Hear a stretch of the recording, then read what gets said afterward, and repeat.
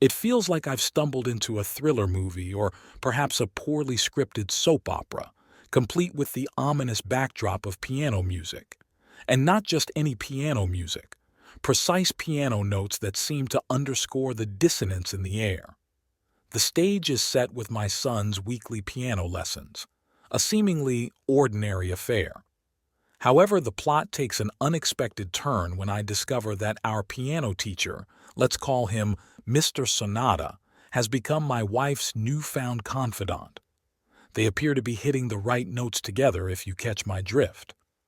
After our son's lessons, I've noticed an unusual amount of time spent at Mr. Sonata's house. My wife insists it's because our son enjoys playing with Mr. Sonata's kids, a seemingly innocent explanation.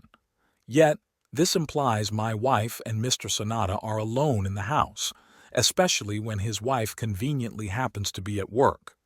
This scenario strikes a dissonant chord in my brain, not because I inherently distrust them, but because it's an unusual situation. The plot thickens when my son drops a comment that they relate because mom spent a lot of time in their bathroom. Now, for the record, my wife would sooner face a grizzly bear than engage in such personal matters at someone else's house. So, what could she be doing in there? Perhaps discussing the profound nature of life or the chaos of existence. Unlikely, but one can hope. In my attempt to play a bit of Sherlock, I decided to confront my wife about her extended bathroom sojourns. Instead of a clear response, I was met with noticeable tension. This isn't a Dostoevsky novel, it's real life. But her reaction spoke volumes. The piece to resistance came when I brought up Mr. Sonata's wife. According to my wife, Mrs. Sonata is conveniently never around during these extended visits because of her job. Odd, isn't it? Their lessons are at 1:30 p.m., but Mrs. Sonata doesn't return until the evening. Either she's a secret agent or something doesn't quite add up. I'm not rushing to conclusions. There's a fine line between intuition and paranoia.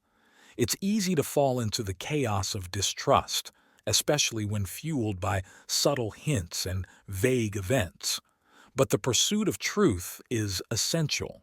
Before jumping to conclusions or burning bridges, one must investigate, understand, and then make an informed decision. This whole situation is a bigger mystery than why people watch 5-hour Twitch streams of someone just sleeping. I'm going to keep digging, not in a creepy lurking in the shadows kind of way, but in a genuine pursuit of truth. Fueled by suspicion and a desperate need for answers, I took a page out of the espionage handbook, minus the dashing good looks and martinis. Armed with a tiny audio recorder with a surprisingly long battery life, I slipped it into my son's backpack, hoping to gain some insight into the mysterious post-lesson hangouts between my wife and Mr. Sonata. The trap was set, and I waited with bated breath for the revelations that awaited me. The tension was palpable, akin to waiting for the bass drop in a song you've never heard before. The next day, with the excitement of a child unwrapping presents, with bated breath, I began to sift through the recordings, enhancing muffled audio here and there.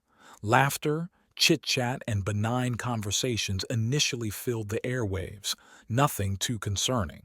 However, midway through, an abrupt silence hung in the air, the ominous kind that felt like the quiet before a storm. I braced myself. Suddenly, the serene ambience was shattered by a cacophony on the piano. It was as if someone was pressing every key with immense force. Was it an avant-garde performance, or did someone trip? I could only speculate. But then I heard that sound, a moan, a gasp, and the unmistakable sound of two people in a hasty exit. My heart raced, my stomach turned, and a bitter taste filled my mouth. The clarity I sought came crashing down, confirming my worst fears. I'm not a man of blind rage, but the need for confrontation and, dare I say, revenge coursed through my veins. Revenge might be a dish best served cold, but I'm burning up. What's next? A confrontation, certainly, but after that, only time will tell. I shared the shocking revelation with Reddit, seeking advice from the online community. Responses were divided. Some urged caution, emphasizing the potential for misunderstanding, while others advocated for swift action, convinced that the evidence was clear as day. Unable to ignore the weight of betrayal, I decided to validate the authenticity of the evidence. However, I wanted to do it in a way that would also exact some much-deserved revenge.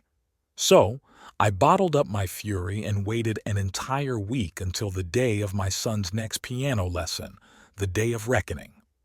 The target was Mrs. Sonata, the piano teacher's wife. Driven by emotion, I left work in a flurry and marched into her office at the school district. Confusion and hostility met me as she looked me up and down, perhaps sizing up my intentions. Tentatively, I broached the topic of our spouse's secret meetings.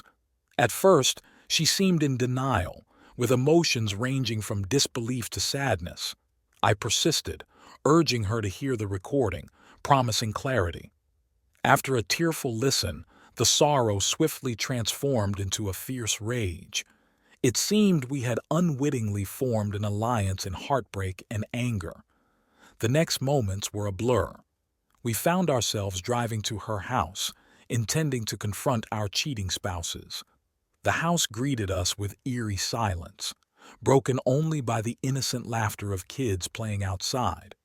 As we ventured further into the house, unmistakable sounds reached our ears, sounds that shattered any lingering hopes of innocence. Bursting into the master bedroom, the scene before us was one of sheer guilt. There they were, our spouses, naked, startled, and scrambling for cover.